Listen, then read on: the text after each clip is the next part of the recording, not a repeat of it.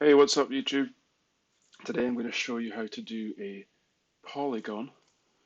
So we go up to the rectangle command and we hit the little arrow to get the extra selections, and we can either type in polygon or select it. So let's just select polygon. So the first thing it's going to ask you is the number of sides.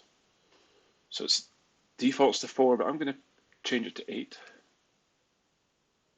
And then specify the center. So again, I'm just going to put it down here in the center of our circle, center of our drawing here, our window. Then it asks you, do you want to be inscribed in the circle or circumscribed about the circle? Because we don't have a circle right now, it's not going to really matter. So we'll just go with inscribed in the circle. And as you can see, there's 8 sides to that polygon. So it's now asking me the radius of the circle, which this shape will be inscribed within. So let's say you had a circle that was 100 mil, and you wanted to inscribe this within the circle, you'd type in 100, and there you have it. That is how you do a polygon. Thanks for watching. Please like and subscribe.